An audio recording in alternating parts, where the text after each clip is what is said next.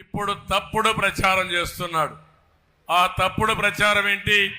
5 ఏళ్ళు నువ్వు ఏ పార్టీకి సపోర్ట్ చేశావు జగన్మోహన్ రెడ్డి? ఏ పార్టీకి చేశావు సైకో అని అడుగుతున్నా. మీరు ఒకసారి చూడండి, సిఏఏ ఉంది, అదే మరి ఎన్ఆర్సీ ఉంది. ఈ 2 బిల్లులు పార్లమెంట్లోకి వచ్చాయి. ఎవరు సపోర్ట్ చేశారు తమ్ముళ్ళు అని మిమ్మల్ని అడుగుతున్నా. చేశాడా లేదా అని అడుగుతున్నా. ఇక్కడ ఒక ఎంపీ ఉన్నాడు, ఈరోజు ఇక్కడ ఎంపీగా పోటీ చేశాడు, ఒక నక్క జిత్తుల ఏటు. ఆయనే సంతకం పెట్టాడా లేదా? ఆయనే రాజ్యసభలో మాట్లాడా లేదా? బ్రహ్మాండమైనది యాక్ట్ అని చెప్పాడా లేదా? చట్టాన్ని సమర్థించాడా లేదా? ఇప్పుడు ఇక్కడికి వచ్చి ముస్లింస్ అంతా మీకు అన్యాయం జరిగిపోతా ఉంది అని నాటకాలు ఆడుతున్నారు తమ్ముళ్ళు. ఈ విషయం మీరు గుర్తుపెట్టుకోవాలి.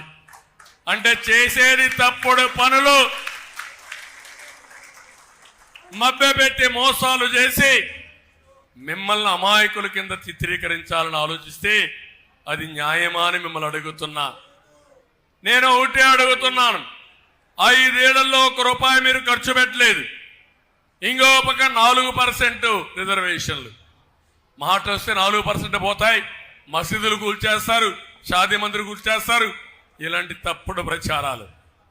నేను మసీదులు కట్టించాను, అవునా కాదా? నువ్వు ఒక మసీదు కట్టావా? నువ్వు కాబట్టి మసీదులు కట్టించిన నేను నా పరిపాలనలో మళ్ళా మసీదులు కూల్తాయా తమ్ముళ్ళు అని అడుగుతున్నా. ఇంకో పక్క మీరు చూడండి, 2014 నుంచి 4% రిజర్వేషన్ సుప్రీంకోర్టులో ఉంది. అది ఎవరు పోయినా సుప్రీంకోర్టులో లాయర్స్ ని పెట్టి మనం ఆర్గ్యూ చేయాలి తప్ప ఇంకేం కాదు.